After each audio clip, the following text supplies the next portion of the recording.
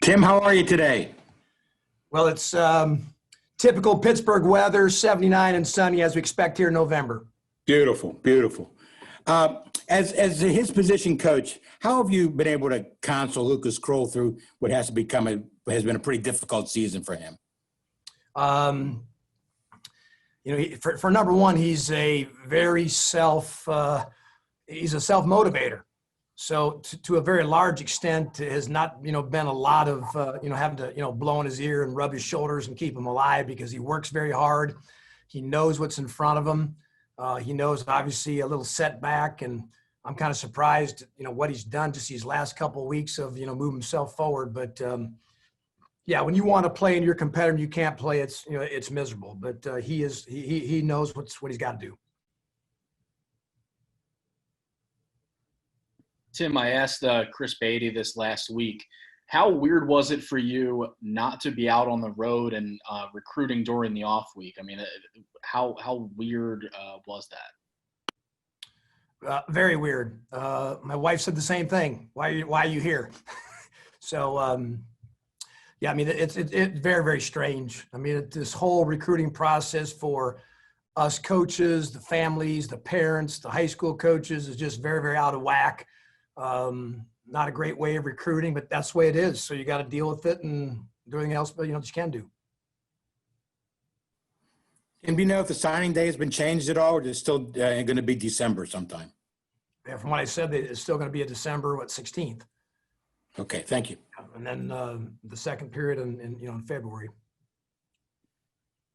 Tim, do you think this recruiting period more than any other is, kind of more dependent or built on the relationship between the coach and the player that you guys are recruiting? Obviously, normally these guys can get on campus, get a feel, hang out with some future teammates potentially, but it feels like it's just like the relationship aspect is really big right now. Yeah, it has. And, I think what took place over the summertime, you're allowed the one call to have players, on a Zoom call. So we might have had a recruit, and there might have been a dozen of our players on a Zoom meeting with him, answering all his questions and having a chance, almost the same feeling we have now where it's multiple people to kind of get a feel, see some faces, answer some questions. So just a very, very strange way of recruiting. I know probably parents are probably more frustrated than the kids are because, they want the human, physically come onto campus, see with their own eyes, meet people, sit at a dinner table, and actually have a conversation. So, but not very fun way to recruit, but that's just the way it is. Do you think your energy has been able to come off through Zoom and through FaceTime like it normally would in person?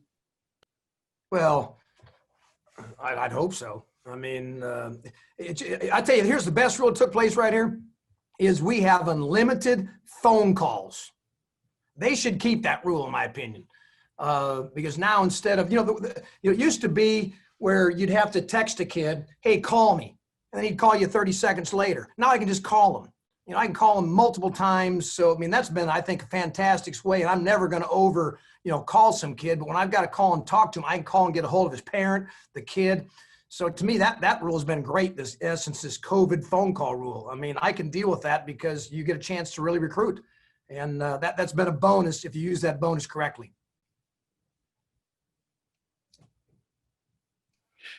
Tim, just seeing how your group has been able to respond after the losing streak in a big win, what have you been seeing from your guys moving forward to the end of the season? Obviously the team started strong, ran into some bumps, but now you guys get to try and finish strong with these last 3 games.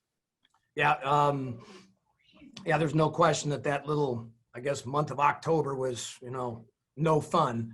But I think Coach Narduzzi did a phenomenal job in our bye week and even, in the preparation for Florida State of, staying very focused on some small details per practice. Don't go out and practice everything, practice on a segment that we're going to improve and get ourselves better. Our individual periods, which we call ABC or a teach period. I mean, they were very focused, both offense, defense, really just said, we're going to do this today and walk out here where we've improved ourselves as a player and as a team. We got proper rest, I think, all the way through. So at least I think our kids understood our plan, and then they were able to go out and perform last Saturday. But, we're right back in it. Georgia Tech, I think they've had some bumps and ups and downs, but they've got some good young players. They play with a lot of energy. So we're going to have to go to Atlanta and match that energy and play on a Saturday at 7:00.